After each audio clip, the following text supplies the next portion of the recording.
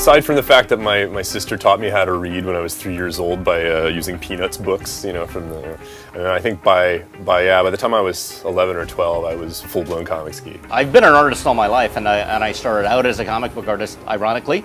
I was a penciler for many years, and I started out at DC, worked for Image and Event and a whole bunch of companies over the years. So somehow I kind of transitioned into video games, and here I am. There's always been a kind of natural alignment between the sort of stories that we're telling in games and the kinds of stories that comics can do super well. You know, video games are kind of in the moment. And so character development is always a tough thing. And with comic books, it's the perfect forum for it. As far as Splinter Cell is concerned, you know, you've got this incredible, rich, elaborate, sometimes even Byzantine geopolitical world that Sam Fisher needs to navigate and sneak his way through. You know, we get a chance to see different parts of his life and his career. People have this sense that there's some history there. And even people who haven't necessarily played all the Splinter Cell games know that this is a character who has some backstory. He's been around the block a few times. When this project came about, we set out to look for artists and writers, and we basically looked for guys that we liked. In order to get the best possible product on the comics pages, we needed guys who were at the top of their game,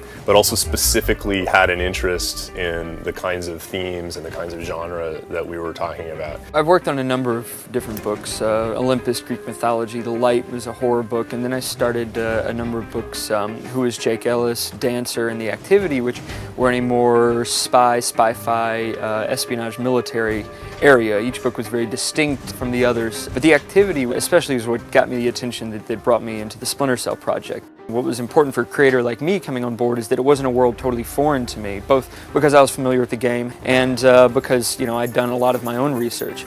But the world was so well put together and thought out that the pieces were already there to play with. If you look at Nathan's work on projects like, Who's Jake Ellis, The Activity, Dancer, he clearly understands that world. He clearly understands those characters in a way that's incredibly honest and authentic. They told us we want an original story. We knew where it needed to begin and where it needed to end up to fit in the Splinter Cell canon, to fit in the timeline of, you know, Sam Fisher's career. But we were allowed to be creators. If you want to get a good result in terms of comics, you need to bring in a good team that you trust. You need to give them, you know, kind of the key pillars of what the franchise is about and what the characters are about, what the brand is about. And then you need to give them a lot of latitude to explore that the way they would explore it, like any other comics project. The challenges of, you know, working on a project like this is that we want to both, you know, be respectful and, you know, we want to write a book that the hardcore fans recognize and love, and that new readers who perhaps haven't even played the games before can come into. They start to find the sweet spot, the equilibrium point between what we need as a brand building exercise and what the comics reader needs as a comics reader. And I think that from there it's been really easy. You know, they've made it almost effortless for us because they're so good.